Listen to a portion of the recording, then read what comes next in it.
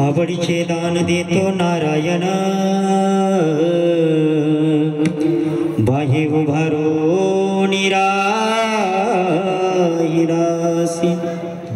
जे जयासी रुचे ते करी समोर, सर्वज्ञ उदार माय बाप, ठाई पडली यातेची लागे खावे, ठाईची घ्यावे विचारुनी, बीज पेरुनिया तेची लागे खावे, बीज पेरुनिया तेची घ्यावे फळ, डोरली सकेळ कैचे लागे, जे जयासी रुचे ते करी समोर, सर्वज्ञ उदार माय बाप, तुका मन देवा काही बोल नाही, तुझा तुझी बाई शत्रू सखा, जे जयासी रुचे ते करी समोर, सर्वज्ञ उदार माय बापा, सर्वज्ञ उदार माय बापा, समचरण सरोजम श्रांद्र नीलांबुदाभम, जगननीत पाणी मंडन मंडनानाम, तरुण तुलसीमाला कंदरम कंजनेत्रम, सदैवरासं विठ्ठलं चिंतयामि, पांडुरंगा करो प्रथम नमः, पांडुरंगा करो प्रथम नमः, पांडुरंगा करो प्रथम नमः, दुसरे चरण संताजिया, दुसरे चरण संताजिया, दुसरे चरण संताजिया, बदने गजे तारी सरू, बदने गजे तारी, बदने गजे तारी सरू, बाबा जी सद्गुरु ना सदुगा,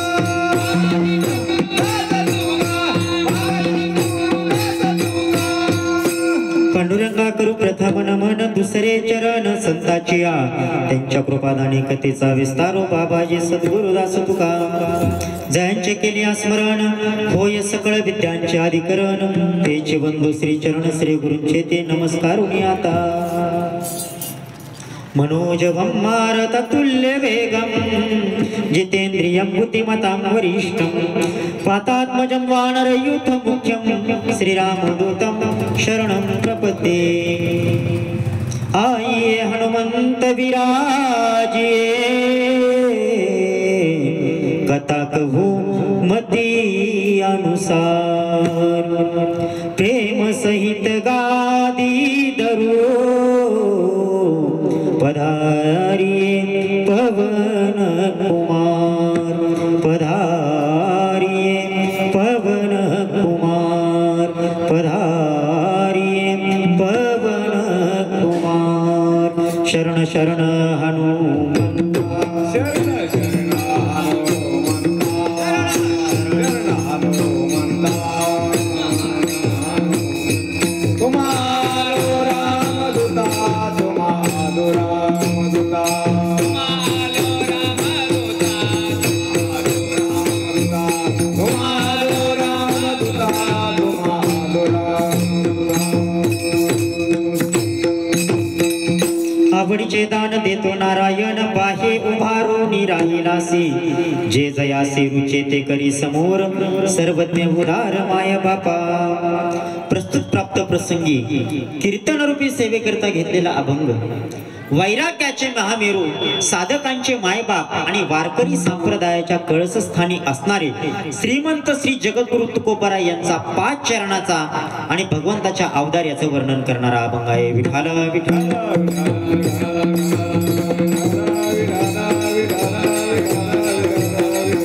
हरी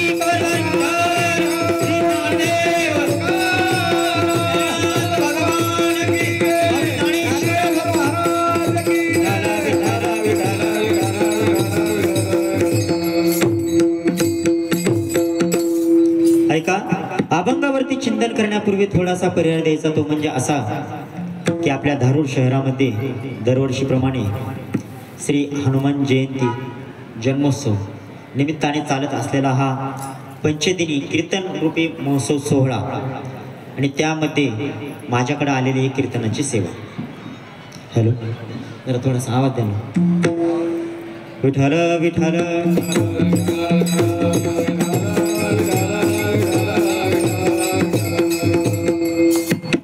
आणि या सेवेसाठी उपस्थित सर्व पंचक्रोशीतील मंडळी असतील, सर्व गायक वृंद आहेत महाराज. या ठिकाणी आमचे विनेकरी असणारे चिरके मामा, आमचे नातेने मामाच लागतात ते. या ठिकाणी उकंडे मामा आहेत. या ठिकाणी आमच्यावर प्रेम करणारे विलास बाप्पा आहेत. त्या ठिकाणी मैंदवाडीचे महाराज आहेत. त्या ठिकाणी आप्पा आहेत मैंदवाडीचेच. आमच्यावर प्रेम करणारे साते फळून आलेले आहेत, ते म्हणजे दिसले आप्पा. धारूर शहरातील धोत्रे मामा ना, हां धोत्रे मामा. आमच्या नात्याने असणाऱ्या आत्या चिरके आत्या आहेत. उकंडे मामी आहेत. या ठिकाणी मृदंगवादक आमच्या दिंडीतील मृदंगवादक शिंदे महाराज, तेही या ठिकाणी मृदंग वाजवण्यासाठी उपस्थित आहेत. आणि सर्व पंचक्रोशीतील सर्व या ठिकाणी समजा आसपासचे जे सगळे श्रोते मंडळी आहेत ते सर्वजण आपण या ठिकाणी उपस्थित आहेत. तसेच या श्रोते मंडळीमध्ये समजा रुद्राक्ष कलेक्शनचे मालक आहेत, त्या ठिकाणी आमच्यावर प्रेम करणारे प्रत्येक कीर्तनाला उपस्थित असतात बरं का. ते सर शेठजी त्या ठिकाणी उपस्थित आहेत, सर आहेत. आपण सर्वजण या ठिकाणी आहेत. आता प्रत्येकाचा परिचय द्यायचा म्हणलं तर सगळे 2 तास आपले सगळे ह्याच्यातच जायचे. त्याच्यामुळे मी कोणाचं नाव घेणार नाही. ऐका, ज्यांचे नाव घेतले ते माझ्यासाठी देव आहेत. काय, ज्यांचे नाव घेतले ते माझ्यासाठी देव आहेत, आणि ज्यांचे नाव घेतले नाहीत ना महिला मंडळ, ते माझ्यासाठी महादेव आहेत. विठाला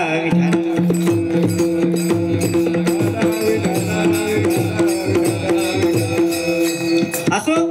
आवडीचे दान देतो नारायण, बाहे उभारून राहिलासी.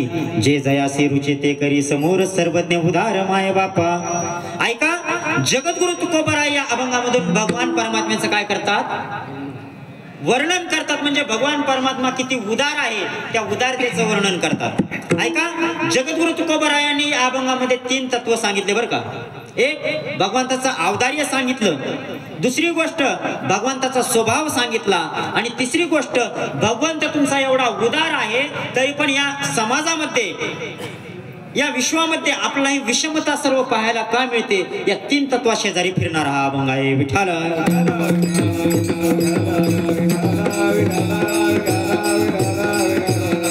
ऐका, सर्वांना एक सूचना बरं का.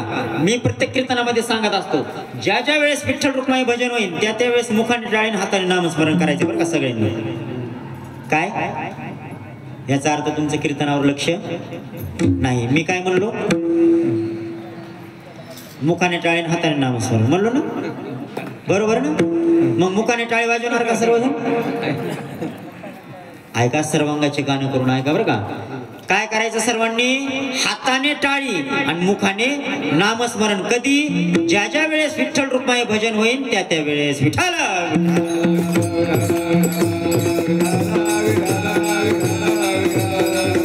ऐका, हा अभंग जगद्गुरु तुकोबारायाचा आहे. आणि ज्या तुकोबारायांनी हा अभंग रचला, ज्या तुकोबारायांनी हा अभंग लिहिला, त्याच तुकोबारायांच्या चरित्रामधून आपल्याला अभंगामध्ये प्रवेश करायचा आहे. ऐका, जगद्गुरु तुकोबारायांचं जीवन हे भक्तीला वाहिलेलं जीवन आहे. काय, जगद्गुरु तुकोबारायांचं जीवन हे भक्तीला वाहिलेलं जीवन आहे महाराज. जगद्गुरु तुकोबारायांनी आपल्या आयुष्यामध्ये काय केलं महाराज, एक भक्ती केली आणि दुसरी गोष्ट म्हणजे काय केलं, त्या भक्तीचा काय केला, प्रचार केला.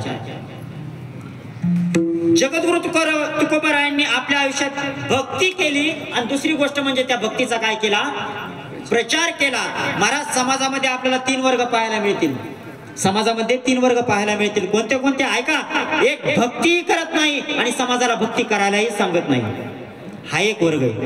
दुसरा वर्ग, जो भक्ती करत नाही परंतु समाजाला भक्ती करायला लावतो, हा दुसरा वर्ग झाला. आणि महाराज, तिसरा वर्ग असा आहे, जो भक्ती करतोही आणि समाजाला भक्ती करायलाही लावतो, हा तिसरा वर्ग आहे. शास्त्रीय भाषेत जर पाहिलं ना महाराज, तर ऐका, जो भक्ती करत नाही आणि समाजाला भक्ती करायलाही सांगत नाही तो आहे अधर्मी. काय, अधर्मी. दुसरा वर्ग, जो भक्ती करत नाही परंतु समाजाला भक्ती करायला लावतो तो आहे धर्माधर्मी. आणि तिसरा जो वर्ग आहे जो भक्ती करतोय आणि समाजाला भक्ती करायलाही लावतो तो आहे धर्मी. आणि त्यातले तुकाराम महाराज हे धर्मी होते महाराज. कोण होते? धर्मी. काय तुकाराम महाराजांनी भक्ती आधी केली आणि नंतर समाजाला ती भक्ती करायला सांगितली. विठ्ठल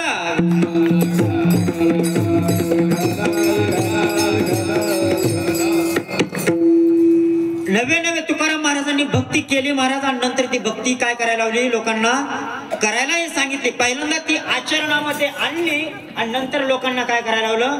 आचरण करायला लावलं महाराज. मग तुकाराम महाराजांनी भक्ती किती केली हो? तुकाराम महाराजांनी खूप भक्ती केली बरं का. तुकाराम महाराजांना दुसरी काही कामच नव्हतं. तुकाराम महाराजांनी एका ठिकाणी म्हणलेले अनेक नेनेबा साधन आमुचा विषय हरी कीर्तन. म्हणजे तुकाराम महाराजांना आयुष्यामध्ये दुसरं साधनच नव्हतं. काय करीत होते तुकाराम महाराज? फक्त भक्ती. भक्ती एका भक्ती आणि भक्ती दोन्ही भक्ती एवढंच महाराज. मग तुकारामांनी किती भक्ती केली हो? किती भक्ती केली तर ऐका. त्यासाठी प्रमाण दिलेले रात्र न कळे दिवस न कळे अंगी खेळे दैवत दिन रजनी हाची धंदा गोविंदाचे पोवाडे. तुकाराम सोडून सारे काम भजनात दंग. तुकाराम सोडून सारे काम भजनात दंग.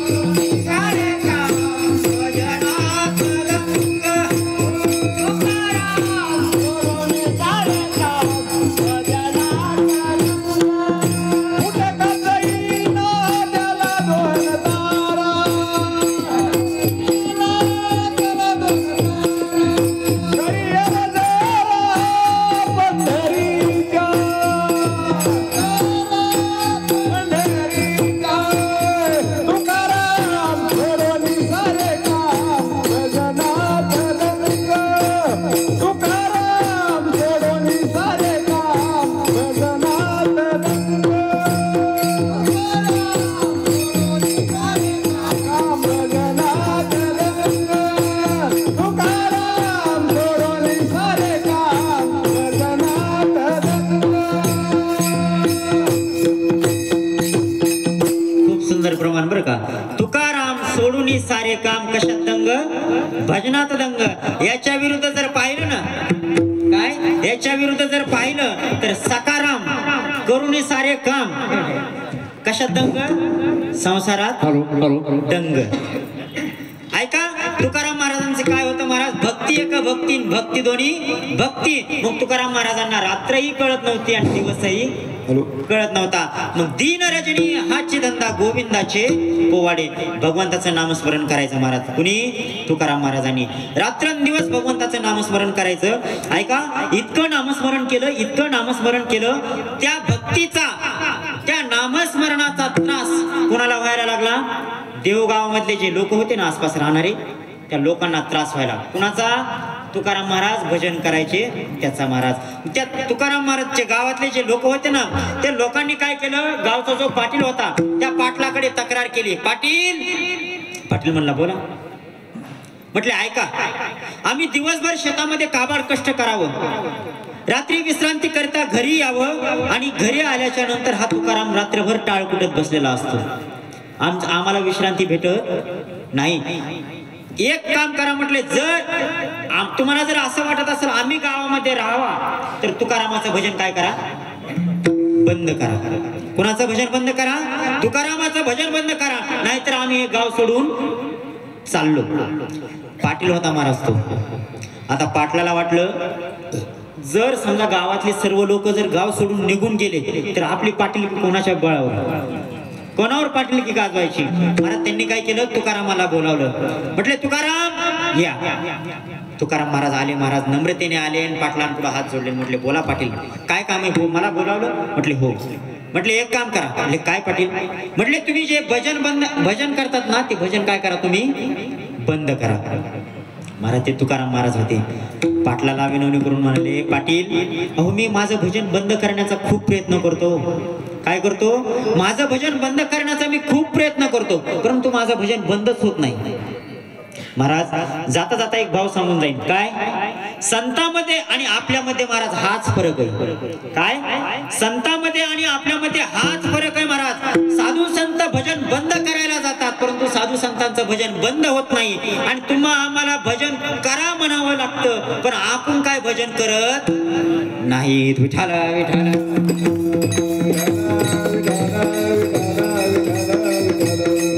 संतांमध्ये आणि आपल्यामध्ये हाच फरक आहे. मग तुकाराम महाराज म्हटले, पाटील मी प्रयत्न करतो. काय करतो? भजन बंद करण्याचा मी काय करतो?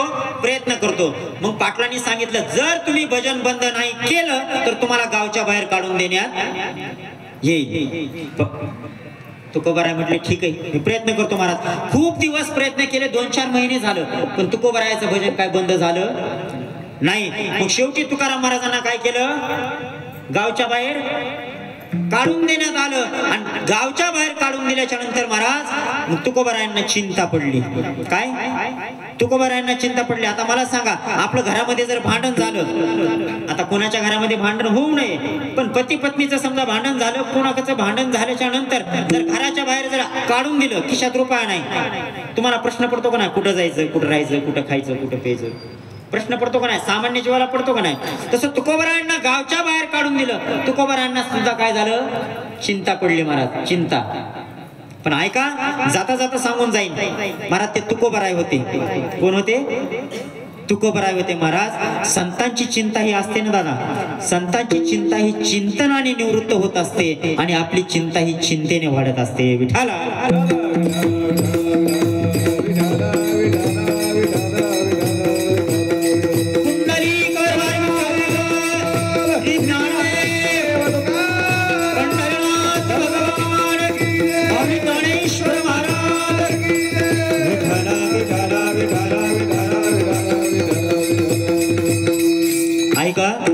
जाता जाता एक भाव सांगून जाईन. काय, एक भाव सांगून जाईन महाराज. आपण असं म्हणतो, तुकोबारायांच्या काळामध्ये कोण होतं?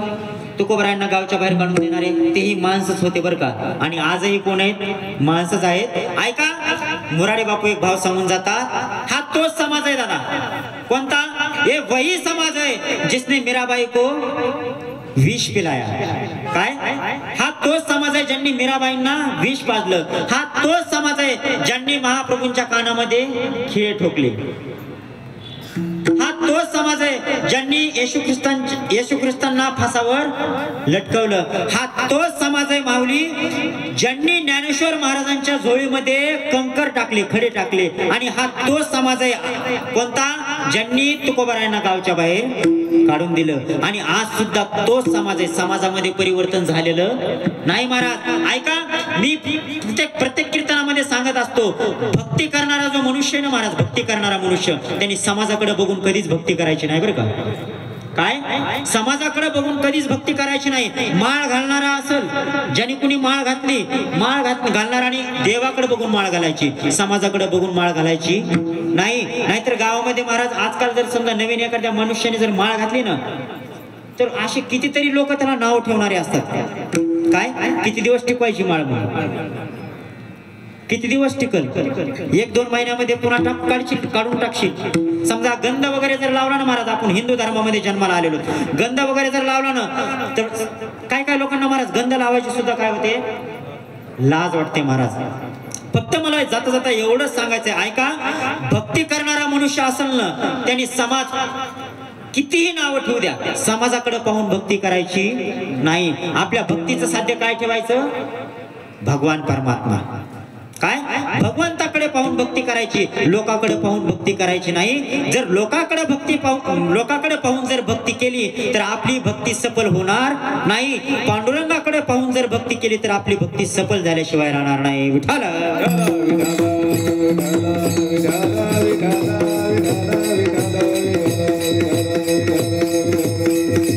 ऐका, मला एक सांगा, ज्या वेळेस ज्ञानोबा, आता मला सांगा, आता ज्ञानोबा तुकाराम जर भजन केलं तर महाराज आपल्याला रात्र समजा हरिपाठ वगैरे झाला, आपण ज्ञानोबा तुकोबरायांचं भजन करतो. मला सांगा, कीर्तन झाल्याच्या नंतर किंवा कीर्तन व्हायच्या आधी महाराज कोणामुळे आपल्याला पंक्तीला जेवायला भेटतो? जेवायला कोणामुळे भेटतं? बरं समजा आम्ही समजा महाराज मंडळी असतो किंवा भजनी मंडळी असतो, आम्ही भजन करत आहोत म्हणूनच आम्हाला लोक जेवायला देतात. भजन करतो म्हणूनच जेवायला देतात ना. समजा मी या ठिकाणी आलो, त्यांनी मला जेवणासाठी बनवलं स्वयंपाक वगैरे, ते कशामुळे खाऊ घातला? कारण मी इथं कीर्तन करणार आहे म्हणून. समजा कोण दुसरा बाहेर एक रस्त्याने एखादा माणूस जाणार आहे, त्यांना त्यांनी बोलवून जेव घातलं का? नाही घेतलं. बरे कोणाच्या नावावर आम्हाला जेवायला भेटतं? ज्ञानोबा तुकारामांच्या. मला एक सांगा माऊली, ज्या ज्ञानोबारायांनी मांडे भाजण्याकरता खापर मागितलं, त्या ज्ञानोबारायांना कोणी खापर दिलं का?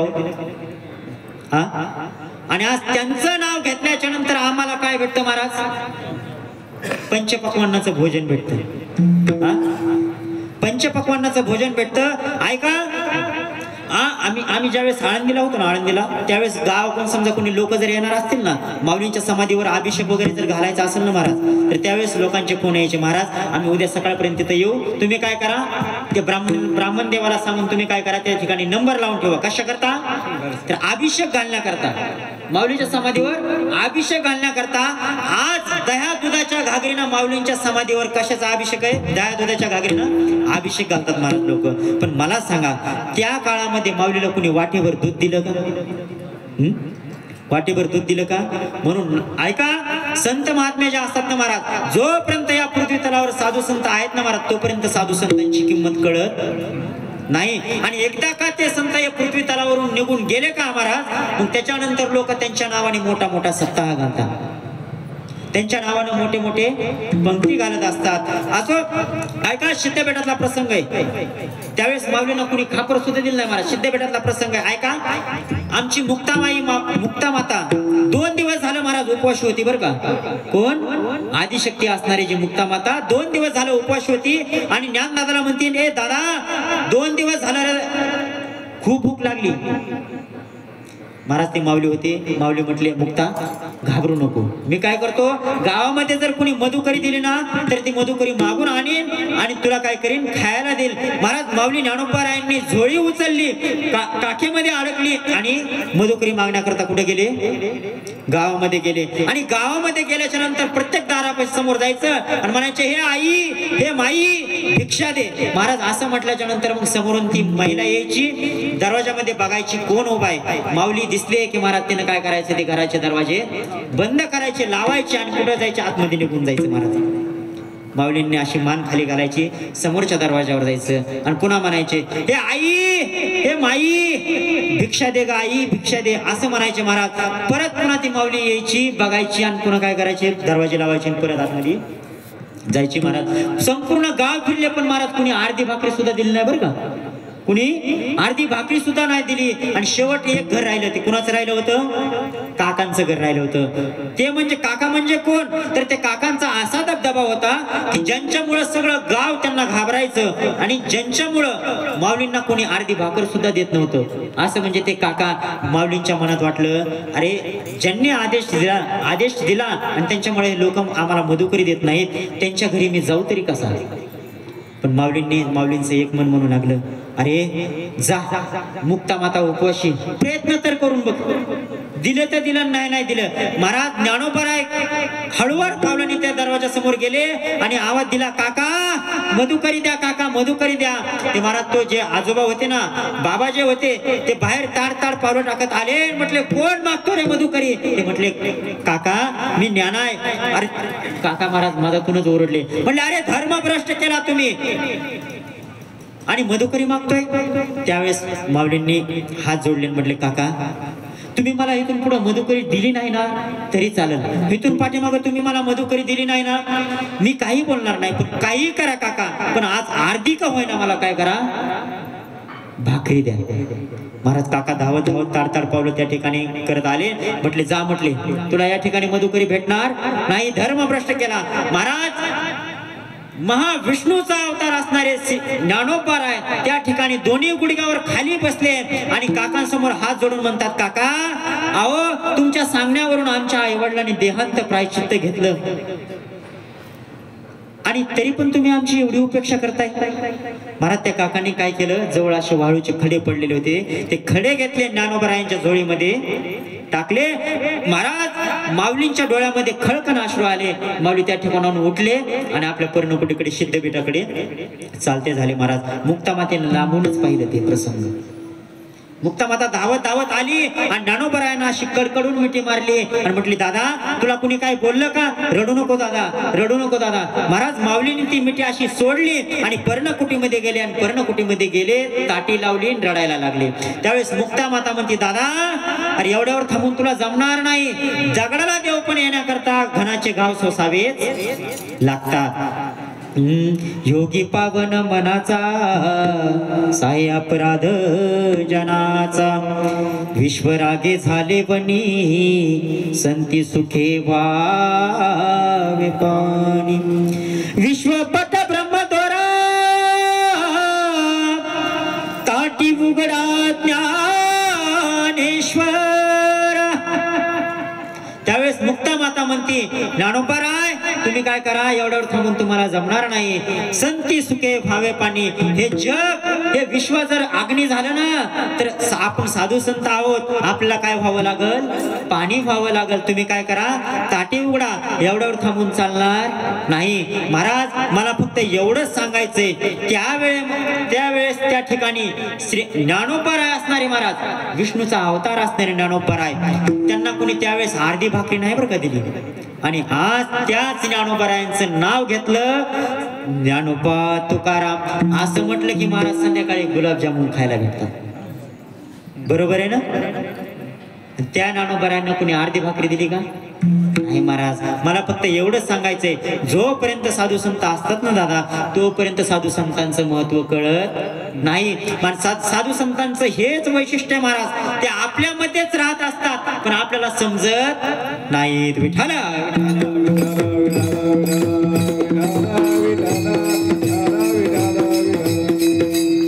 त्या ठिकाणी जसं ज्ञानोबारायांना महाराज चिंता पडली होती ना, चिंता काय खायचं, कुठं जायचं, कसं राहायचं, तशीच या ठिकाणी तुकोबारायांना चिंता पडली. गावातून लोकांनी तर काढून दिलं. काय लोकांनी काढून दिलं, ह्यांचं भजन बंद होत नव्हतं, लोकांनी गावातून काढून दिलं. मग तुकोबारायांना चिंता पडली, आता जायचं कुठं, आता राहायचं कुठं, काय खावं ही महाराज चिंता पडली. एके ठिकाणी प्रमाणामध्ये म्हटलेलं आहे, काय खावे आता कुणी कडी जावे, काय खावे आता कुणी कडी जावे, गावात राहावे गावात राहावे. काय खावे आता कुणीकडे जावे, गावात राहावे कवण्या बळे. कोपला पाटील गावचे ते लोक, आता माझा भीक कोण घाली. तुकोबारायांनी त्या प्रमाणामध्ये त्यांच्या चरित्रामध्ये असं लिहिलेलं आहे, गावचा पाटील काय झाला, कोपला म्हणजे काय झाला, रागावला. आता मला भीक कोण घालील, मला खायला कोण देईल. पण मी तुम्हाला मगाच सांगितलं आहे का, साधू संत ज्या असतात ना, साधू संतांची चिंता ही भगवंताच्या चिंतनाने निवृत्त होत असते आणि तुमची आमची चिंता ही चिंतेनेच वाढत जाते. विठ्ठल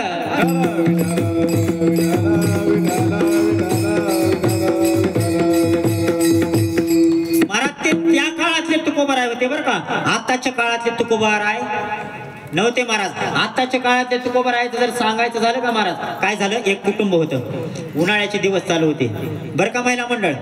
एक कुटुंब होतं, उन्हाळ्याचे दिवस चालू होते. आता उन्हाळ्याच्या दिवसामध्ये महिला मंडळांचा एकच कार्यक्रम असतो, काय, कुरड्या आणि पापुड्या घालणं. बरोबर आहे का नाही? तुम्ही कुरड्या घालतात का नाही महिला मंडळ? नाहीत घालत? घालतात ना? हा, बोला ना तुम्ही. तुम्ही जर नाही बोलला तर मग सकाळी 4 वाजेपर्यंत कीर्तनच सोडणार नाही. मग हसून खेळून कीर्तन करायचं आपल्याला, बोला काय अडचण नाही.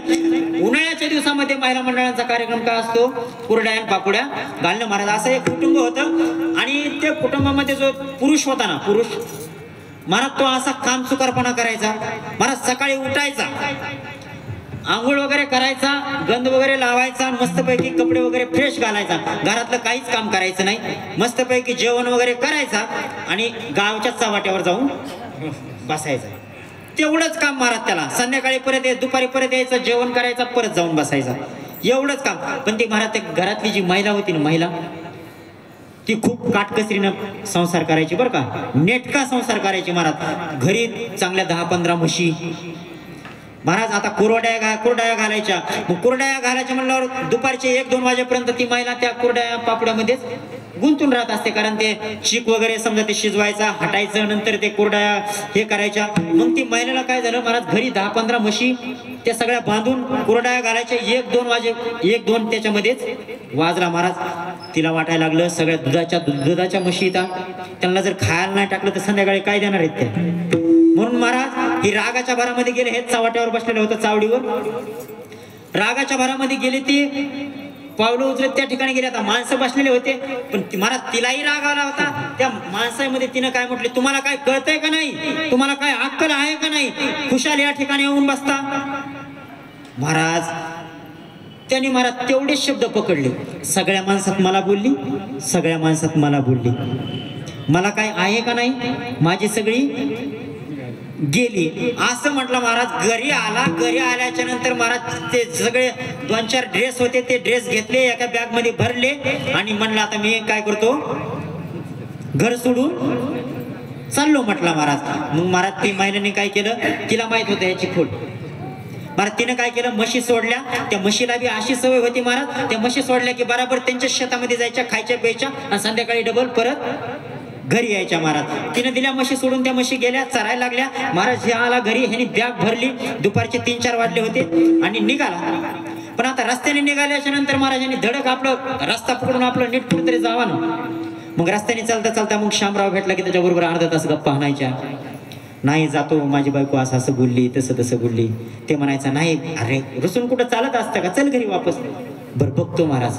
काय म्हणायचा, बघतो. महाराज थोडं पुढे गेला परत दुसरं कोणीतरी भेटायचं. असं म्हणत म्हणत महाराज चांगले 5-6 त्या ठिकाणी शिवावर जाईपर्यंत, गावचा जो शिव होता त्या शिवावर जाईपर्यंत 5-6 वाजले. बरं गावच्या शिवावर गेल्याच्या नंतर असा विषय झाला, 6 वाजता बरोबर तो गावच्या शिवावर गेला. त्या ठिकाणी त्या ठिकाणी बरोबर त्यांच्या ज्या म्हशी होत्या का, म्हशी त्या ठिकाणी त्या वाटाला चरत होत्या. आणि वाटाला चरत असताना त्या म्हशी ह्याने बघितल्या, ह्याला कसं तरी झालं. महाराज मग ह्याने काय केलं, बराबर तो त्या म्हशीला सवय होती घरीची, बराबर तो म्हशीच्या मागं आला आणि म्हशी बराबर गोट्यामध्ये गेल्या आणि बराबर तो म्हशीच्या मागं गोट्यामध्येच गेला. आता संध्याकाळची वेळ झाली, ती महिलाची होती. आता धार काढण्याकरता तिनं महाराज बादली घेतली आणि गोट्यामध्ये जाणार. जशी गोट्यामध्ये गेली, समोरचं तिनं ते दृश्य बघितलं की ती अशी आवाक झाली. तिनं असं तोंडावर हात मारला, म्हटली मालक तुम्ही? तो म्हटला हो. मग तुम्ही ते बॅग भरून गेले होते ना? ते म्हटलं हो. मग वापस कसे काय आले? ते म्हटलं मी नाही आलो. काय? मी नाही आलो. मग कसं काय आला? ते म्हटले ऐक म्हणले, मी ज्यावेळेस आपल्या शेतापासून मी बाहेर जाण्याकरता, गावाला जाण्याकरता आपल्या शेतापासून वाट जाते. ते म्हणलं ती म्हटली हो. त्या ठिकाणी आपल्या म्हशी चरत होत्या. हो. मग काय झालं? म्हटले ही जी म्हैस होती ना, ही पांढरी दिसणारी जरा चंद्री म्हैस, तिनं मला अशी मान केली. काय केली? अशी मान केली. मला वाटलं मग तिनं काय केलं, मला बोलवलंय. म्हणून मी तिच्या जवळ गेलो आणि तिच्या जवळ गेल्याच्या नंतर ती मला म्हैस बोलली. ती म्हैस मला बोलली, मालक तुम्ही कुठं चाललात? ना म्हटलं मी आता तुझ्या मालकीनीनं काय केलं, मला खूप बोलली म्हणून मी आता घर सोडून निघून चाललोय. मग ती म्हैस मला म्हणली मालक तुम्ही गेल्यावर आमचं कसं होईल? ती मालकीन मनातल्या मनात म्हणली लयच म्हशीची काळजी घेत होता तुम्ही असताना पण. मग असं म्हटली ती म्हैस. मग पुन्हा मग म्हटले ती म्हैस म्हटली चला घरी. ते म्हटलं आता तुझी मालकीन असं बोलली, मी रागाच्या भरात घरी येऊन निघालोय, मग कसं वापस येऊ? ती म्हटली म्हैस म्हटली तुम्ही काळजी नका करू, तुम्ही काय करा माझ्या शेपटाला धरा. काय करा? माझ्या शेपटाला धरा, मी बरोबर तुम्हाला काय करते घरी घेऊन जाते. असं म्हटल्याच्या नंतर मग त्याने ते म्हटलं मी स्वतःहून नाही आलो, ह्या म्हशीनं मला आणलंय. हे असं आपलं काय आहे स्मशान वैराग्य. मला सांगा, आणि ते मन आहे ना त्याच्यावर एक मन आहे बघा, आगा आग म्हशी मला कुठं नेशी विठाल.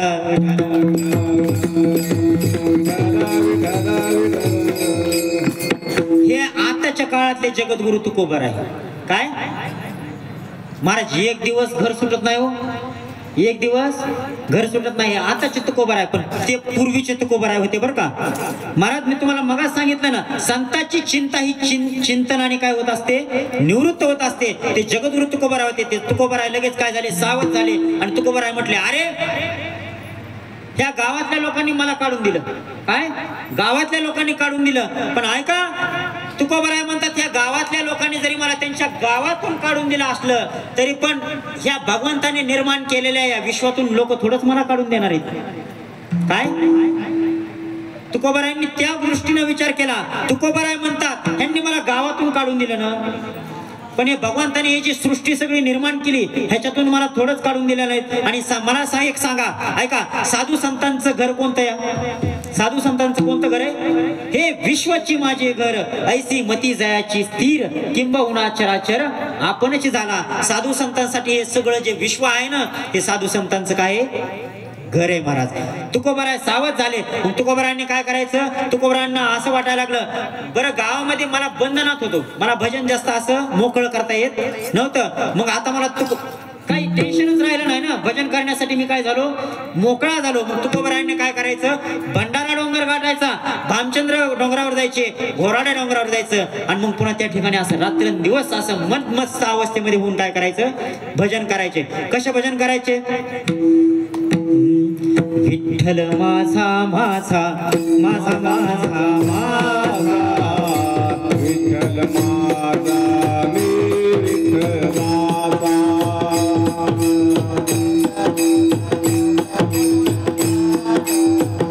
टाळ्या वाजवा, टाळ्या.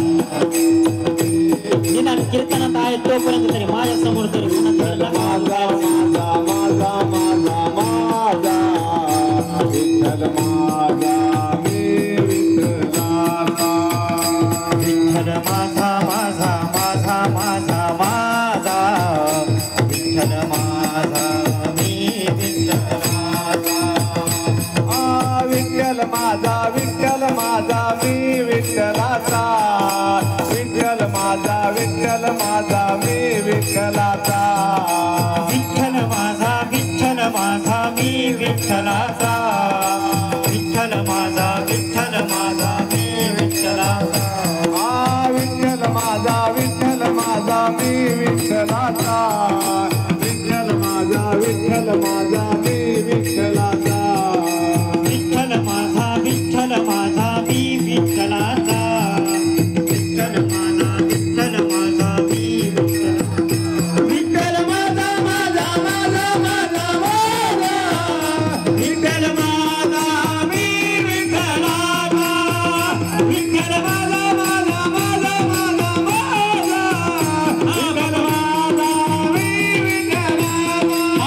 विठ्ठल माझा माझा माझा माझा माझा, विठ्ठल माझा मी विठ्ठलाचा, विठ्ठल माझा माझा माझा माझा माझा, विठ्ठल माझा मी विठ्ठलाचा.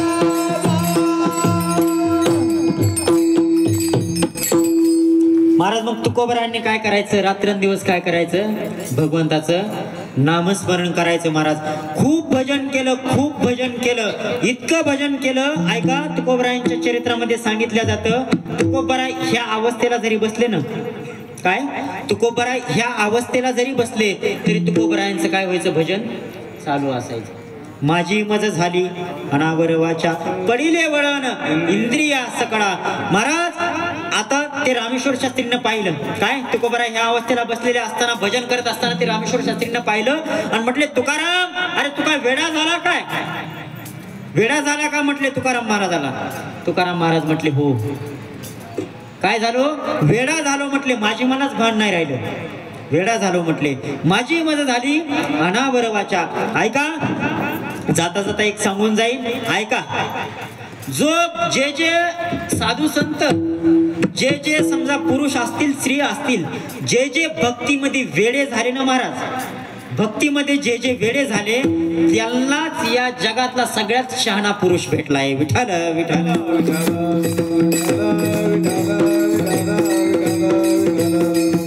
महाराज भक्तीमध्ये वेड व्हावं लागतं, त्यावेळेसच काय होतं, भगवान परमात्मा भेटतो. नाहीतर जे समजा असं म्हणतात ना, आम्ही थोडंफार हुशार आहोत, त्यांना भगवान परमात्मा भेटत नाही. भक्तीमध्ये वेडच व्हावं लागतं बरं का. वेडा झाला लांचावला भक्तीसी तुकोबरायाचं प्रमाणे. तुकाराम महाराज वेडे झाले महाराज. मला सांगा त्या गोकुळामध्ये, ऐका, त्या गोकुळामध्ये त्या गवळणी जे होत्या ना महाराज, गवळणी, त्या गवळणीनं काय केलं होतं? कुठे जाऊन योग केला होता? योगाची साधना केली होती का? नाही ना. कुठे जाऊन तप केलं होतं का जप केला होता? नाही महाराज. काय केलं होतं त्या गवळणीनं? फक्त एक भगवान परमात्म्यावर निष्काम प्रेम केलं होतं महाराज. याच्या पलीकडे दुसरं काही नाही महाराज. त्या गोकुळातले जे गवळी होते ना, गवळी, ते गवळी त्या गवळणींना काय म्हणायच्या? ह्या गवळणी काय झाल्या? वेड्या झाल्या, पागल झाल्या असं म्हणायच्या महाराज. आणि त्या गवळणी सुद्धा काय म्हणायच्या? हो आम्ही काय झाल्यात? वेड्या झालो आहोत. मग त्या गवळणी त्या पदामध्ये म्हणायच्या, दिवाणी बन जाऊंगी मस्तानी बन जाऊंगी, दीवाने बन जाऊंगी मस्ताने बन जाऊंगी, दीवानी बन जाऊंगी मस्तानी बन जाऊंगी, दीवाने बन जाऊंगी मस्ताने बन जाऊंगी, मैं तो अपने शाम की दीवानी बन जाऊंगी, मैं तो अपने शाम की दीवानी बन जाऊंगी, मैं तो अपनी शान की दीवानी बन जाऊंगी, मैं तो अपनी शान की दीवानी बन जाऊंगी, जब मेरे श्याम जी को भूख लगेगी, जब मेरे श्याम जी को भूख लगेगी, जब मेरे श्याम जी को भूख लगेगी, जब मेरे श्याम जी को भूख लगेगी, भूख लगेगी उन्हें भूख लगेगी, लगेगी उन्हें भूख लगेगी, भूख लगेगी उन्हें भूख लगेगी, भूख लगेगी उन्हें भूख लगेगी, माखन की मिट्टी और मिश्री बन जाऊंगी, मैं तो अपने शाम की दीवानी बन जाऊंगी, मैं तो अपने शाम की दीवानी बन जाऊंगी, मैं तो अपने शाम की दीवानी बन जाऊंगी, मैं तो अपने शाम की दीवानी बन जाऊंगी. त्या गवळणी काय म्हणायच्या? त्या गवळणी काय म्हणायच्या? दीवानी बन जाऊंगी मैं, मस्तानी बन जाऊंगी, मैं तो अपने शाम की दीवानी बन जाऊंगी. महाराज त्या गवळणी एवढ्या वेड्या झाल्या होत्या महाराज, एवढ्या वेड्या झाल्या होत्या. ऐका, त्या गवळणी म्हणायच्या, जर माझ्या भगवंताला जर भूक लागली, काय भगवंताला जर भूक लागली तर त्या गवळणी काय म्हणायच्या? माखन की मिटकी और मिश्री बन जाऊंगी. माखन म्हणजे काय? माखन म्हणजे तुम्हाला माहिती ना काय? लोणी. माखन म्हणजे लोणी आणि मिश्री म्हणजे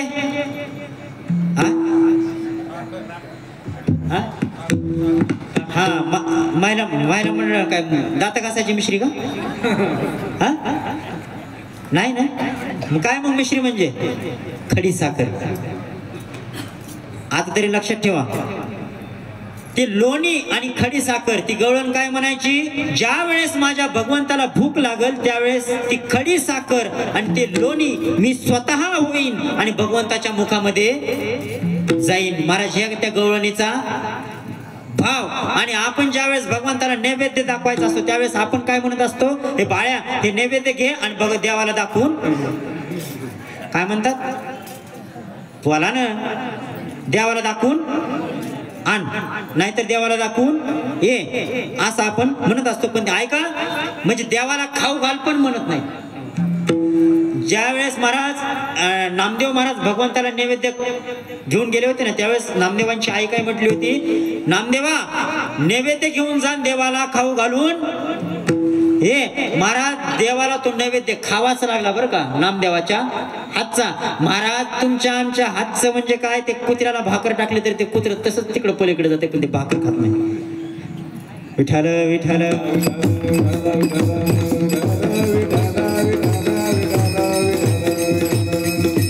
मला फक्त एवढं सांग सांगायचे काय त्या गवळणींचा काय भाव होता म्हणजे त्या गवळणी काय झाल्या होत्या वेड्या झाल्या होत्या महाराज. त्या राधेला कुणीतरी विचारलं म्हटले अगं राधा तू भगवान परमात्म्यावर एवढं का प्रेम करतेस तू भगवंतावर एवढं का प्रेम करतेस. त्यावेळेस ते महाराज त्या राधेनं खूप सुंदर उत्तर दिलं बरं का.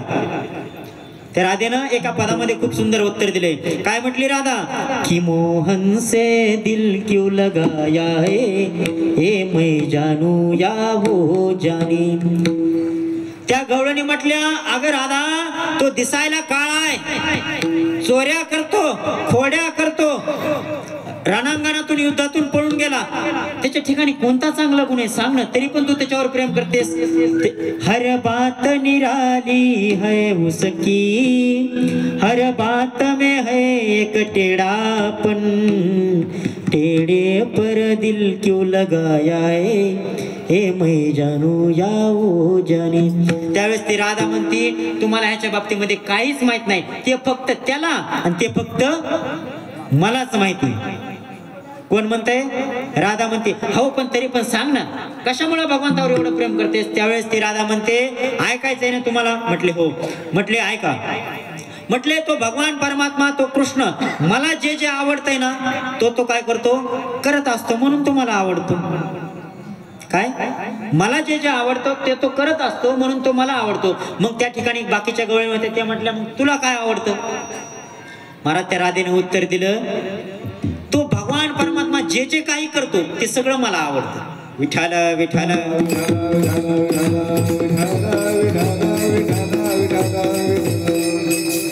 हे महाराज भक्तीतलं वेडपण आहे बरं का.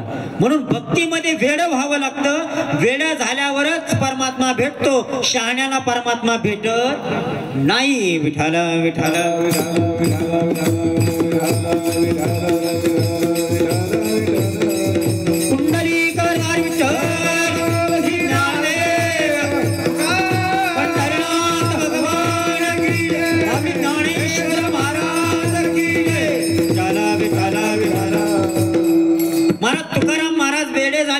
एवढी भक्ती केली महाराज एवढी भक्ती केली महाराज. त्या ठिकाणी तुकाराम महाराज म्हटले मी वेडा झालो.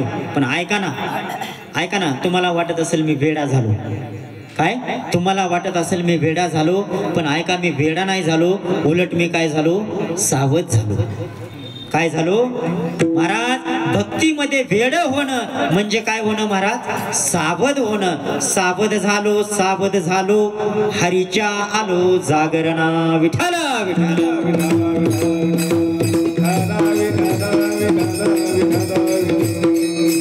तुकाराम महाराज म्हणतात मी सावध झालो.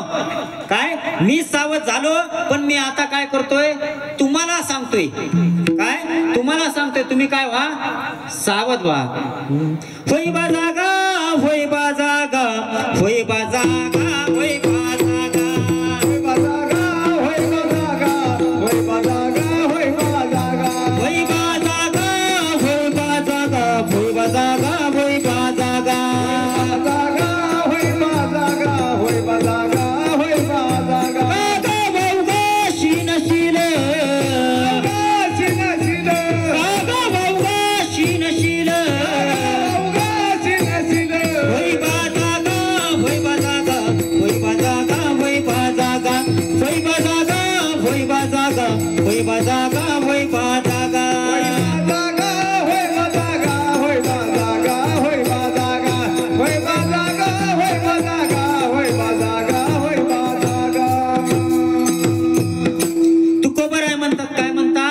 आता काय कर सावध हो. मी सावध झालो पण तू काय हो सावध हो. ऐका जगद्गुरु तुकोबारायांनी इथपर्यंत भक्ती केली. कुठपर्यंत तुकोबाराय वेडे होईपर्यंत भक्ती केली आणि त्या भक्तीचा आता काय करतात तुकोबाराय प्रचार करतात. मी सुरुवातीलाच काय सांगितलं पहिल्यांदा जगद्गुरु तुकोबारायांनी भक्ती आचरणात आणली आणि नंतर त्या भक्तीचा काय केला प्रचार केला. तुकोबाराय आता वेड होईपर्यंत भक्ती केली बरं का तुकोबारायांनी. आणि तुकोबारायानंतर म्हणतात तुम्ही काय करा मी तर सावध झालो पण तुम्ही सुद्धा काय व्हा सावध व्हा. सावध होऊनी भजनी लागा देव करा कैवारी मल्हारीची वारी माझ्या मल्हारीची वारी. जर तुम्ही असं नाही केलं तर काय होईल हे जरी नाही काल तरी दुसरं येईल हे जरी नाही काल. सरती सेवटी बा काळ बांधून नेईल सरती सेवटी बा एका जनार्दनी आमचे काय वाजाईल एका जनार्दनी आमचे काय वाजाईल पिंगळा पिंगळा पिंगळा पिंगळा पिंगळा महाद्वारी बोल बोलत लेका पिंगळा महाद्वारी पिंगळा महाद्वारी बोली बोलत लेका पिंगळा महाद्वारी पिंगळा महाद्वारी बोली बोलत लेका पिंगळा महाद्वारी पिंगळा महाद्वारी बोली बोलत लेका पिंगळा महाद्वारी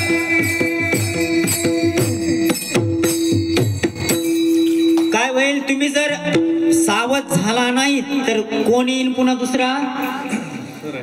दुसरा येईल म्हणजे कोणता येईल काळाची हे उडी पडेल बा जेव्हा सोडविना तेव्हा माय बाप घडी घडी काळ वाट याची पाहे अजून किती आहे अवकाश म्हणून तुम्ही काय करा सावध व्हा जगद्गुरु तुकोबाराय सांगतात तुम्ही आता तरी सावध व्हा भगवंताची काय करा भक्ती करा उठा जागे भारी आता स्मरण करा पंढरीनाथा भावे चरणी ठेवा माता सुखवी व्यथा जन्माच्या मग महाराज त्या ठिकाणी तुकोबाराय असं कीर्तनामध्ये सांगत असताना खाली श्रोते मंडळी बसलेले होते ते श्रोते मंडळी म्हटले तुकोबाराय तुम्ही म्हणतात भक्ती करा आम्ही भक्ती करू ऐका आम्ही भक्ती करू पण आम्ही भक्ती केल्याच्या नंतर तुमचा भगवान परमात्मा आम्हाला काय देईल हे अभंगाच्या प्रथमच्या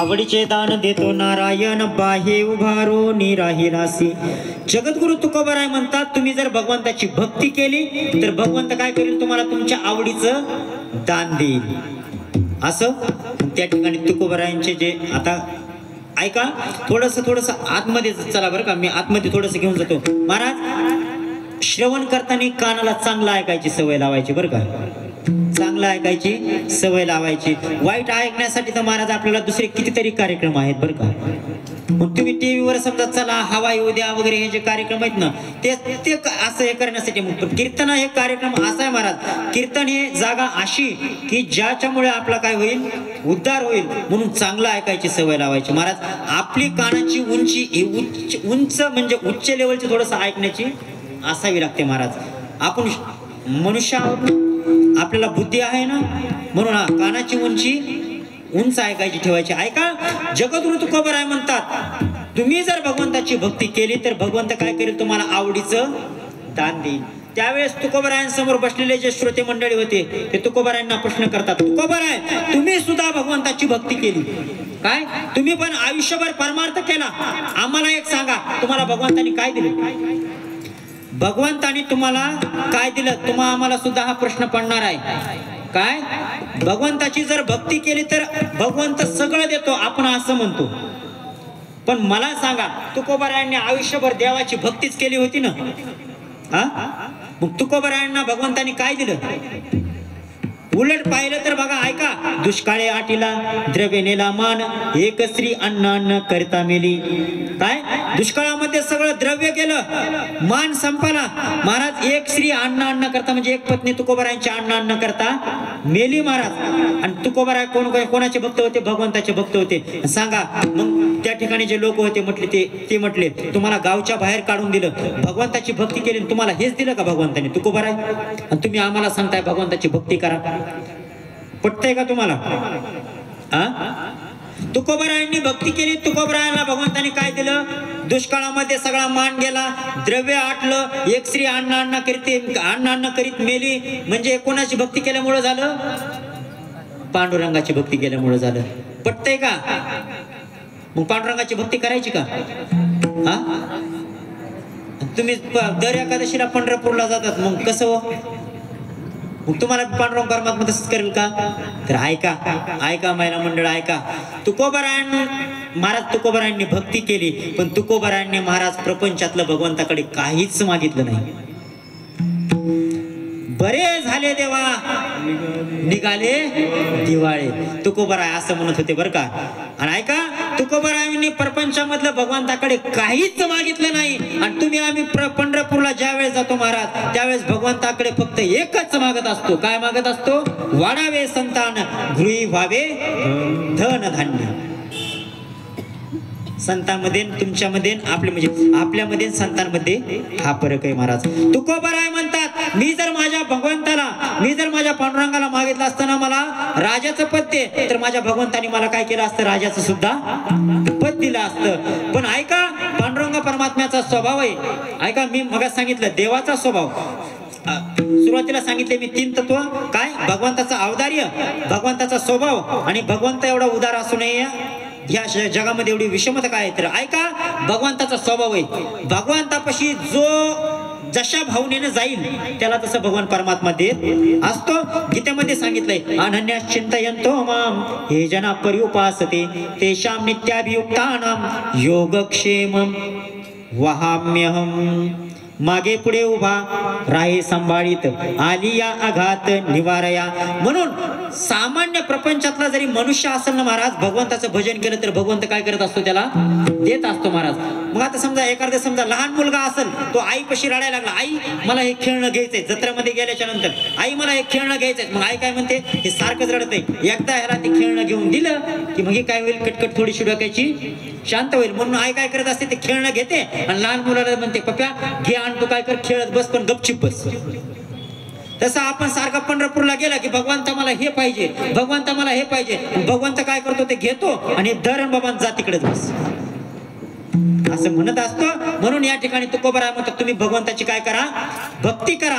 तुम्हाला मग संसारातलं जरी मागितलं तरी पांडुरंग परमात्मा देईल, आणि परमार्थातलं जरी मागितलं तरी पण पांडुरंग परमात्मा देईल. संतांमध्ये आणि आपल्यामध्ये हाच फरक आहे. आपण सगळं संसारातलं मागत असतो आणि साधू संत हे परमार्थातलं मागत असतात. साधू संतांनी तुकोबारायांनी काय मागितलं? तर ऐका, तुकोबारायांनी असं मागितलं माझे चित्त तुझे पायी राहे ऐसे करी काही, किंवा हे चिदान दे गा देवा तुझा विसरण व्हावा, हे साधू संतांनी मागितलं. आणि आपण वाढावे संतान गृही व्हावे धनधान्य हे मागत असतो. साधू संतांमध्ये आपल्यामध्ये हा फरक आहे. बरं ठीक आहे, त्या ठिकाणी काही महात्मे बसलेले होते. तुकोबारायांना काही श्रोते मंडळी म्हटले ऐका, तुम्ही म्हणतात तुमचा पांडुरंग परमात्मा दान देतो, उदार आहे तुमचा पांडुरंग परमात्मा, पण आम्हाला एक सांगा. म्हटले उदार जो मनुष्य असतो त्या मनुष्याकडे 3 गोष्टी महत्वाच्या असतात. दान देणाऱ्या माणसाकडे 3 गोष्टी महत्वाच्या असतात. काय? ऐका, कोणत्या? एक, तो उदार असला पाहिजे, तो स्वतंत्र असला पाहिजे, आणि तो श्रीमंत असला पाहिजे. काय? उदार असला पाहिजे, स्वतंत्र असला पाहिजे, आणि श्रीमंत असला पाहिजे. आणि या तिन्हीपैकी जर एकही गोष्ट नसेल तर तो दान देऊ शकत नाही. मग तुमच्या पांडुरंग परमात्माकडे 3 गोष्टी आहेत का? कोणत्या 3 गोष्टी? तर ऐका, तुमचा भगवंत उदार आहे का? तुमचा भगवंत उदार आहे का? तर ऐका, ज्ञानेश्वरीमध्ये ज्ञानोबारायांनी वर्णन केले. ऐका यशश्री औदार्य. काय? ऐका यशश्री औदार्य ज्ञान वैराग्य ऐश्वर्य हे 6 गुणवर्य वस्ती जेत म्हणून तो भगवंत. 6 गुण आहेत भगवंताच्या ठिकाणी. यश, श्री, औदार्य, ज्ञान, वैराग्य आणि ऐश्वर्य. या 6 गुणापैकी भगवंताचा एक गुण आहे. काय? औदार्य. म्हणजे तो उदार तुझा ऐसा कोणी न देखे उदार अभयदान शूर पांडुरंगा तुझा ऐसा कोणी न देखे उदार माझ्या पांडुरंग परमात्म्यासारखा उदार कोणी नाही महाराज तोची एक दान सुरदाता तोची एक दान सुरदाता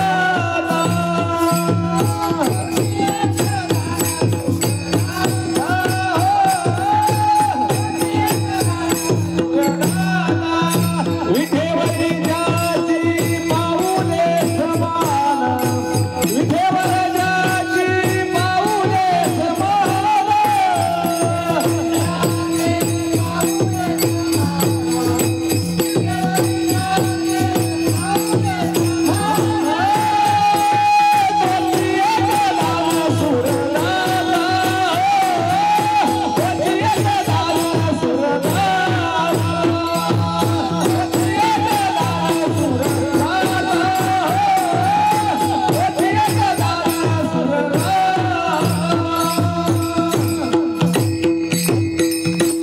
महाराज त्याच्यासारखा दुसरा दाता कोणी नाही महाराज ऐका आपण जर महाराज दवाखान्यात गेलो ना दवाखान्यामध्ये गेल्याच्या नंतर एखाद्याची समजा किडनी गेली आणि ती किडनी घ्यायची झाली तर किती रुपयामध्ये घ्यावं लागते हो महाराज किडनी किती पर्यंत बसते पैशाने मिळत नाही ना महाराज भगवंताने आपल्याला हे 3.5 हाताचा नरदेह महाराज किती अनमोल नरदेह दिलेला आहे का नाही फुकट दिलाय का नाही महाराज आणि महाराज आपल्यालाही तो कावळ्याचे कसं म्हणतात ना ते आंधळ्याच्या हाती कावळा सापडावा ते पावला हा देह काकतालीने आहे त्याप्रमाणे आपल्याला भेटलेला आहे महाराजांनी त्याचं नरदेहाचं या मनुष्याच्या नरदेहाचं आपल्याला म्हणजे महत्व कळत नाही आपण असं फुकट ह्याचा कुठं पण काही पण वापर करत असतो ते म्हणतात ना महाराज सहज मिळाल्यावर त्याची किंमत कळत नाही त्याला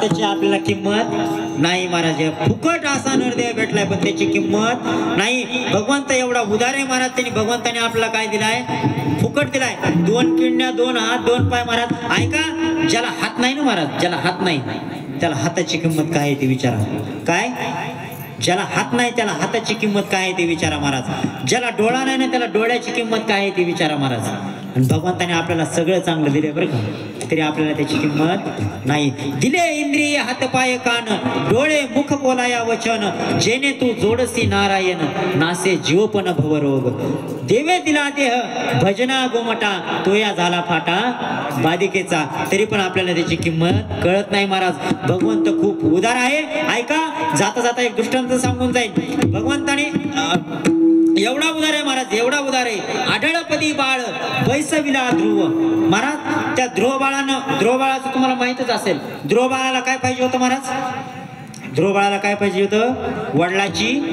मांडी पण ध्रुव बाळाला काय दिलं महाराज आढळपद दिलं आजही महाराज आकाशामध्ये सकाळी 4 वाजता जर उठून बघितलं ना तर ध्रुव तारा चमकताना दिसतो भगवंत एवढा उदार आहे महाराज दुसरा एक दृष्टांत ऐका उपमन्यू व्याघ्रपात मुनींचा मुलगा कोण उपमन्यू महाराज काय झालं कोजागिरी पौर्णिमेचा दिवस आता व्याघ्रपात मुनींचं म्हणजे एवढी गरीब परिस्थिती महाराज. ते मुनी होते, काय झालं असंच पर्णकुटीमध्ये ते महाराज लहान असताना ते उपमन्यू त्याची आई काय करायची महाराज, पिठामध्ये पाणी टाकायची आणि ते काढून त्या उपमन्यूला पाजायची महाराज.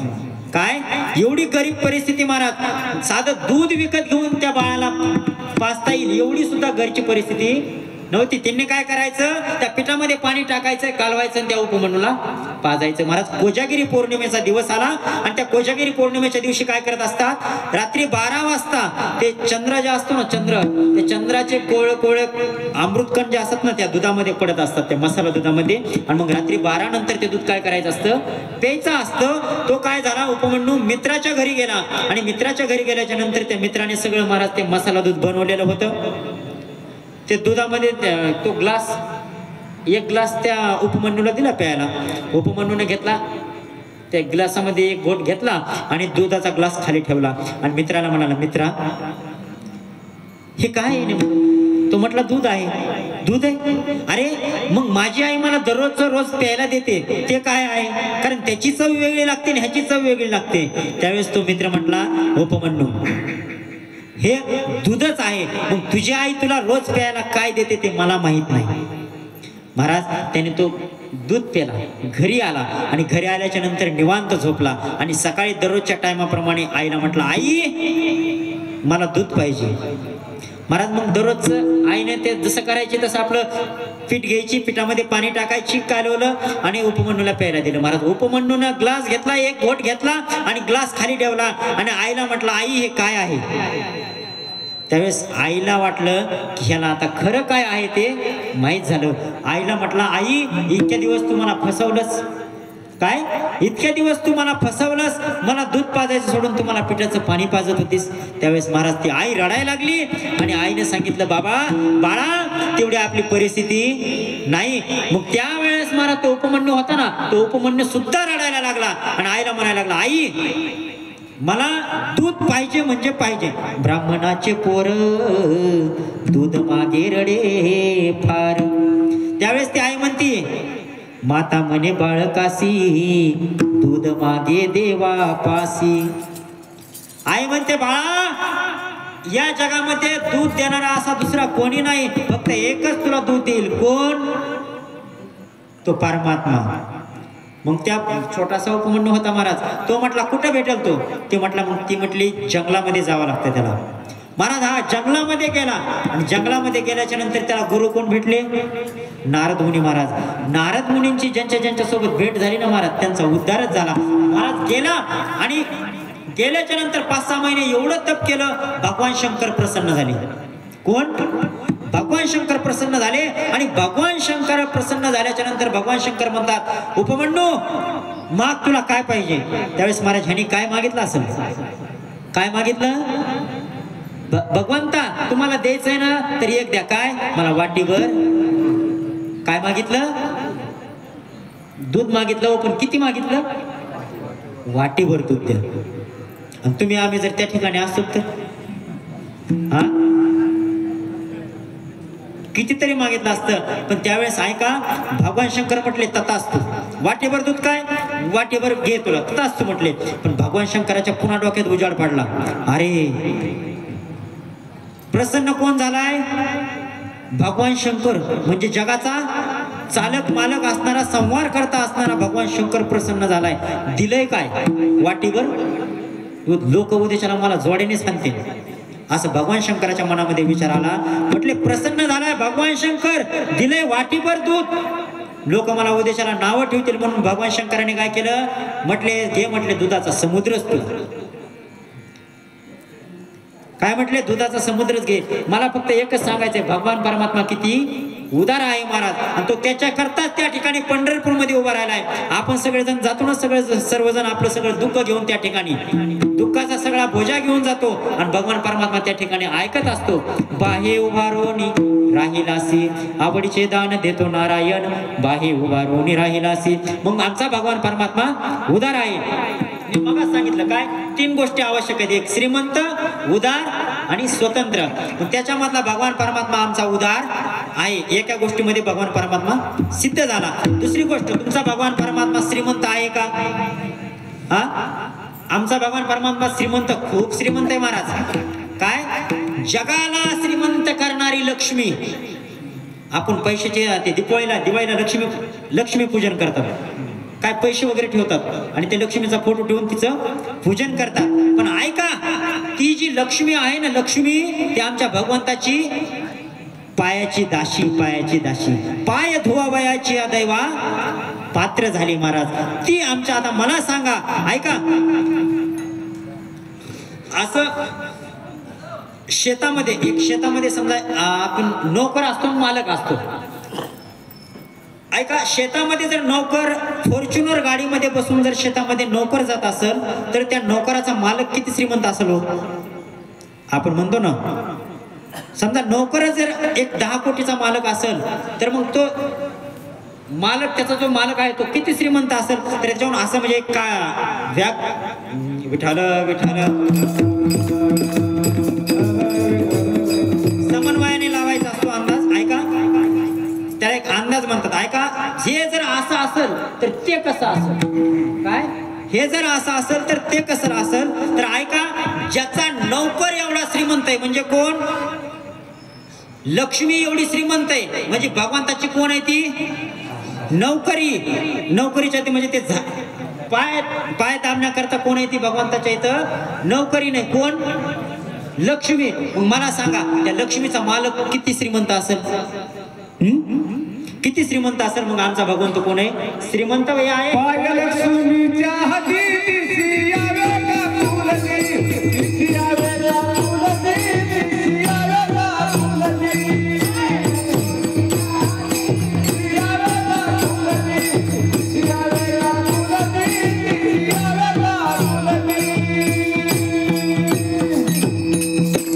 कधी लक्ष्मीच्या पाठीमागं नाही बरं का पळायचं, पैशाच्या पाठीमागं नाही पळायचं. जो पैशाच्या पाठीमागं पळाला त्याच्या हातात पैसाच येत नाही. देवाच्या पाठीमागं पळायचा, बराबर ती लक्ष्मी काय करते? तिथे येते. बसो असो, आमचा भगवंत श्रीमंतही आहे, आमचा भगवंत उदारही आहे. मग आमचा भगवंत स्वतंत्र आहे का? तिसरी गोष्ट म्हणजे काय? स्वतंत्र आहे का? ऐका, या कर्त्याला जर असं वाटत असेल इथं सप्ताह चालू आहे, या सप्ताहामध्ये जर देणगी द्यायची असेल, समजा 500 रुपये काय अन्नदान वगैरे करायचं असेल तर मग त्याला काय लागतं? त्याच्याकडं पैसा पण आहे, श्रीमंतही आहे, स्वतंत्रता असावी लागते बरं का. नाहीतर या ठिकाणी दान धर्म करायचा आहे आणि घरून मॅडमने सांगितलं तुम्ही अजिबात तिथं पैसे पावती फाडायची. हा, कळलं का तुम्हाला? समजा ह्यांना इथं दान करण्याची इच्छा झाली, पण यांनी मला आता माझ्या पायावर 500 रुपये ठेवले आणि पाया पडले, पण घरी जाऊन पुन्हा त्यांच्या मॅडमने म्हणून की तुम्ही कशाला केलं? पण ते स्वतंत्र आहेत का? हा, नाही कळालं तुम्हाला? अहो, तुमचे मिस्टर तुमच्यापासून स्वतंत्र आहेत का? म्हणजे मनाने कारभार काय करतात का? तुम्हाला विचारल्याशिवाय करतात का काय? बाई, तुम्ही ऐकतात का तुमच्या मिसेसचं? हा, तुम्ही मला आता 500 रुपये देतात का? घरी गेल्यावर ते जर तुम्हाला काय म्हणलं तर याचा अर्थ तुम्ही स्वतंत्र नाही. विठाला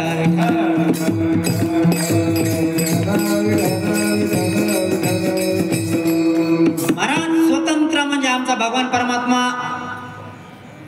आमच्या लक्ष्मी मातेचं ऐकत नाही. भगवान परमात्मा स्वतः स्वतंत्र निर्णय घेतो बरं का. भगवान परमात्मा स्वतंत्र निर्णय घेतो महाराज. त्याच्या जर मनात आलं तर राजाचा रंक आणि रंकाचा राव आणि राजाचा रंक करतो. करशील तरी नव्हे काही, राईचा डोंगर पर्वत राई, आपले करुणेची साई करीव आई मजवरी. एका मिनिटामध्ये महाराज लाहीचा पर्वत आणि पर्वताची लाई करण्याची ताकद कुणाची? भगवंताची. म्हणून आमचा भगवंत श्रीमंतही आहे, उदारही आहे आणि स्वतंत्रही आहे. मग आमचा भगवंत दान देण्यास सक्षम आहे आणि तो त्या ठिकाणी त्याच्याकरताच उभा राहिला आहे. जो त्याच्याकडे येईल त्याला तो दान देत असतो. मग महाराज, आम्ही त्याच्याकडे आमच्या संसारातले सगळे दुःख वगैरे घेऊन गेलं तर त्या ठिकाणी तो आमच्या संसारातले दुःख पूर्ण म्हणजे दुःखाचे निवारण करण्याची ताकद त्याच्यामध्ये आहे का? तर मग तुकोबाराय म्हणतात, जे जयासी रुचे ते करी समोर, सर्वज्ञ उदार माय बाप. जे जयासी रुचे म्हणजे काय? जसं जसं ज्याला आवडतं तसं. तुम्ही कोणतंही संकट त्याच्याकडे घेऊन जा, त्याच्यामध्ये तेवढं सामर्थ्य, त्या संकटाचं तो काय करतो? निवारण करतो महाराज. जसं आई वडिलाकडे एखादा मुलगा गेला, पप्पा मला हे पाहिजे, मला हे आई ते पाहिजे, तसं आई बाप जसं त्याचा सांभाळ करतात सर्वज्ञ उदार मायबाप, तसं भगवान परमात्मा त्या मनुष्याचं मायबाप होऊन त्याचं काय करत असतो, सर्वांगाने पालन पोषण करत असतो. विठ्ठल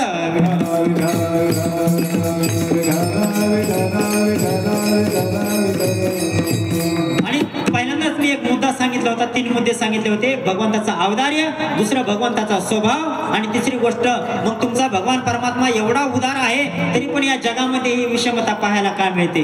विषमता म्हणजे काय हो, कोणती कोणती विषमता ऐका. तुमचा भगवान परमात्मा एवढा उदार आहे तर ऐका ना महाराज, मग या जगामध्ये असं का होतं, कोण श्रीमंत आहे कोण गरीब आहे, काय कोण श्रीमंत आहे कोण गरीब आहे महाराज, कोण फॉर्च्युनर गाडीमध्ये फिरतो कोण रस्त्याने पायी चालतो, हा कोण विमानाने फिरतो कोण रस्त्याला, महाराज कोण पंचपक्वान्नाचं भोजन खातो महाराज, त्याला एक काय काय जणाला ते एका एका टायमाला खायला सुद्धा भाकर भेटत नाही. असं का, देवाला दिसत नाही का. आपल्या सहज डोळ्यामध्ये आपल्या म्हणजे मनामध्ये विचार येतो का नाही. एखादा समजा रस्त्याने भिकारी चालला तर आपण म्हणतो किती त्याची वाईट परिस्थिती असेल, या जगामध्ये देव नाही, देवाला दिसत नाही का, आपण आपल्या सहज मनामध्ये येतं का नाही. पण ऐका त्याचं उत्तर तुकोबाराय म्हणतात, ठाई पडलिया त्याची लागे खावे, ठाईचेची घ्यावे विचारुनी. काय ठाईचेची घ्यावे विचारुनी, ऐका त्याचं उत्तर असं आहे महाराज, पूर्वजन्मामध्ये जर आपण काही पाप केलं असेल ना, पूर्वजन्मामध्ये तुम्ही तुमच्या स्वतःला विचारा पूर्वजन्मामध्ये तुम्ही काय केले ते. आता ते आपल्याला आठवत नाही हे भाग वेगळा. त्या ठिकाणी आपण जसं पूर्वजन्मामध्ये केलंय ना महाराज, पाप केलं असेल तर त्याचं फळ आपल्याला पापाचंच भोगावं लागणार, आणि पुण्य जर केलं असेल तर आता सध्या आपलं जीवन ऐश्वर्यामध्ये चालत असतं महाराज. म्हणून ठाई पडलिया त्याची लागे खावे, ठाईचेची घ्यावे विचारुणे. ऐका आणखीन दुसरी गोष्ट आपण म्हणतो ना, आपण सांगायची गोष्ट झाली तर ऐका, आपण भगवंताकडे गेल्याच्या नंतर आपण काय मागत असतो, पैसा मागत असतो, बरोबर आहे ना, धन मागत असतो. पण ऐका भागवतामध्ये असं सांगितलंय, त्या धनाच्या पाठीमागे 15 अनर्थ सांगितले. अहिंसा, स्थेयम, हिंसा, मद्यपानम, बाकीचं पुन्हा मद्यपान वगैरे असतं ते तर आहेच, पण पत्ते वगैरे हे जे सांगितलेत ना, धर्म अहिंसा हे सगळे गोष्टी 15 अनर्थ त्या धनाच्या पाठीमागे सांगितलेत. आणि धन आलं की माणसाला काहीतरी कुरापती सुच असतात बरं का. पैसा आला की माणूस काहीतरी या 15 अनर्थाच्या पाठीमागे धावत असतो, आणि त्या 15 अनर्थाच्या पाठीमागे गेलं की त्यापासून काय होतं, पाप तयार होतं, आणि पाप तयार झाल्याच्या नंतर त्या पापाचे परिणाम म्हणजे काय होतं ते पुढे आपल्याला भोगायला येत असतं. म्हणून तुम्ही काय करा, तुम्ही तुमच्या स्वतःला विचारा, ठाई पडलिया त्याची लागे खावे, ठाईचेची घ्यावे विचारुनी.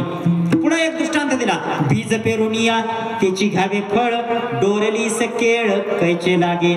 जर तुम्ही जमिनीमध्ये जे बी पेराल, बीज पेराल, त्या बीजाला तेच फळ उत्पन्न होणार आहे. किंवा डोरलीस केळ कैचे लागे. डोरली म्हणजे काय हो, डोरली म्हणजे काय, ते शेतामध्ये तुम्ही रानवांगा बघितलं असेल, रानवांग ते पिवळ्या पिवळ्या कलरचं असतं. मला सांगा त्या रानवांग्याला काय केळं लागतील का, हा नाही ना महाराज, त्याला काय येणार आहे, वांगच येणार आहे. किंवा समजा आपण शेतामध्ये सोयाबीन पेरली तर त्या सोयाबीनला काय कापसाचे बोंड येणार आहेत का, आणि त्याला सोयाबीनच येणार आहे. म्हणून तुम्ही जसं कर्म कराल, पाप केलं तर त्याचं फळ तुम्हाला पापच, पुण्य जर केलं तर त्याचं फळ तुम्हाला पुण्यच. मग त्या ठिकाणी बाकीचे समजा आता काय असतं, पंतप्रधान जर समजा एखादा नवीन कायदा तयार करायचा जर असेल तर पंतप्रधानाला एकट्याला नवीन कायदा तयार करता येत नाही, कारण बाकीचे मंत्रिमंडळातले जे उमेदवार असतात ना त्यांना सोबत घ्यावं लागतं, त्यांचं सहमत घ्यावं लागतं, आणि काय करावं लागतं, नवीन कायदा तयार करावा लागत असतो. मग तसं या ठिकाणी भगवंताला नवीन कायदा जर करायचा झाला तर मग भगवंताचे सभासद कोणते आहेत, तर सगळे साधू संत मुनी. मग त्यावेळेस सगळ्या साधू संतांना एकत्रित केलं आणि भगवंताने एक नवीन कायदा तयार केला.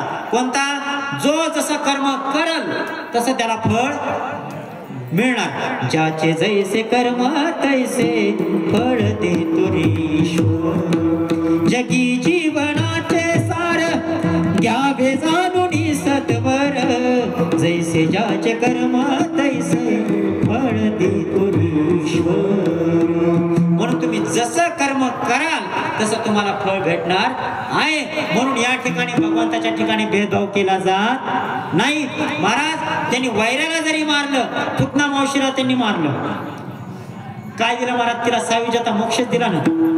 पुतण्याला मारलं, राक्षसांचा वध केला, त्यांना सगळ्यांना काय केला? भगवंताने मोक्ष दिला. महाराज भगवंताला कोणत्याही भावनेनं भजा, वैराने भजा किंवा त्याच्या ठिकाणी द्वेष ठेवून भजा, पण भगवंतासोबत वैर करायचंय भगवंतासोबत करा, पुण्य करायचंय भगवंतासोबत करा, तुमचा उद्धार झाल्याशिवाय राहणार नाही.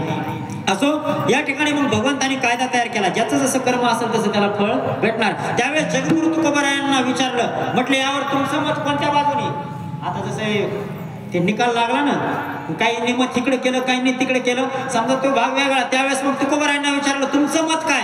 त्यावेळेस तुकाराम महाराज म्हटले, देवा मी मध्यस्थी नाही, इकडं पण नाही इकडं पण नाही.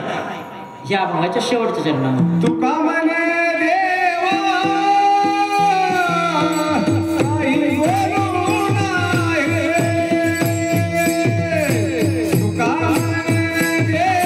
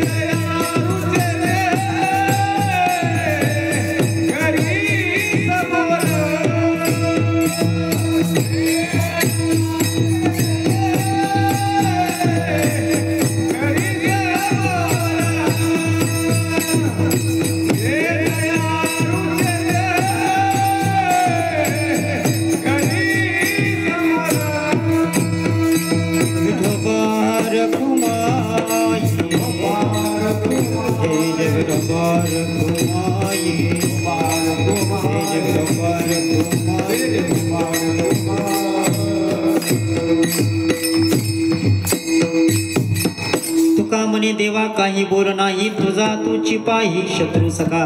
तुकोबाराय म्हणतात, भगवंता तुम्ही कायदा तयार केलाय ना, त्या कायद्याच्या मी विरोधातही नाही आणि समर्थातही नाही. तुम्हाला जसं करायचंय तसं करा. भगवंता मी फक्त काय करणार आहे? मी फक्त भक्ती करणार आहे. मला भक्ती करायची, मला याच्या पलीकडे दुसरं काही दिसत नाही.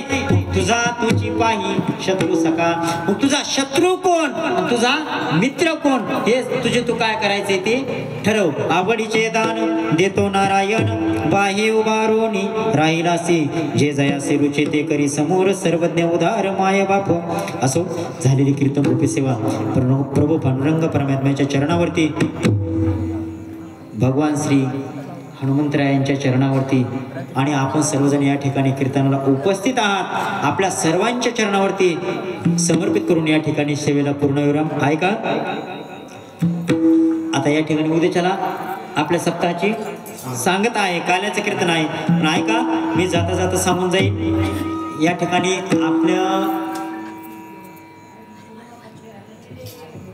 छत्रपती शिवाजी महाराज किंवा धर्मवीर संभाजी महाराज असतील, यांनी आपल्या प्राणांच्या ज्या आहुत्या दिल्या त्या कशासाठी दिल्या?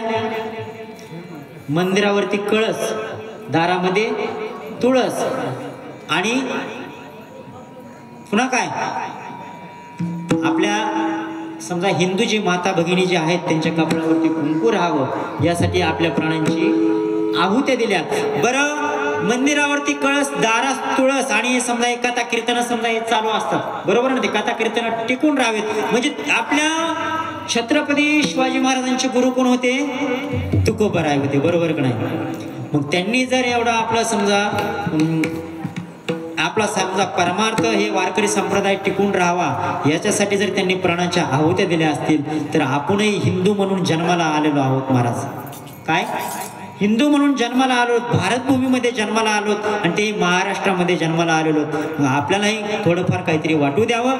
ज्यावेळेस सप्ताह कथा कीर्तन काहीतरी चालू असतील ना त्यावेळेस महाराज तनाने नाही येणं झालं तर मनाने, मनाने नाही येणं झालं तर धनाने, धनाने नाही झालं तर मग तनाने, कोणते का होईना पण हे आपल्या हिंदू धर्माचं कार्य आहे महाराज.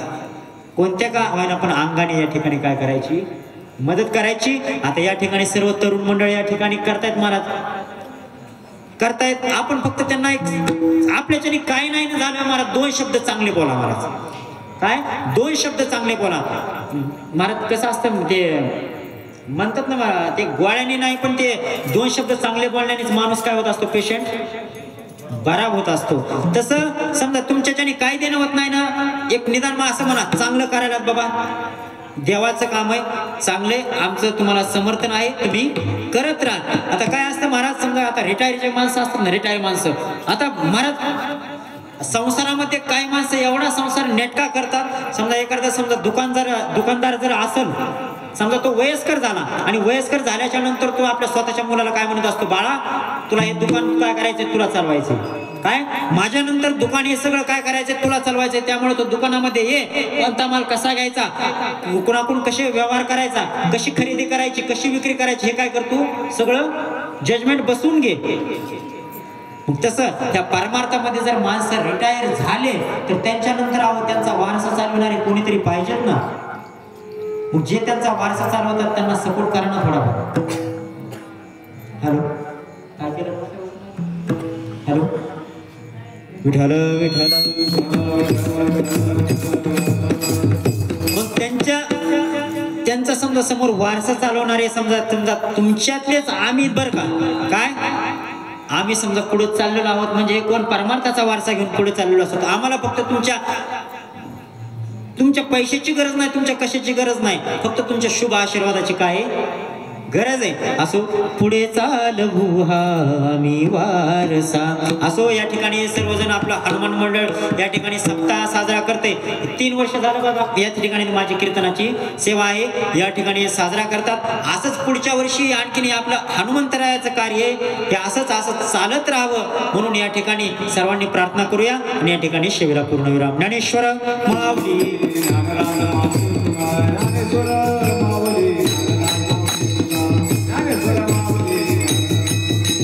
विठ्ठल जय जय विठ्ठल, हा विठ्ठल जय जय विठ्ठल.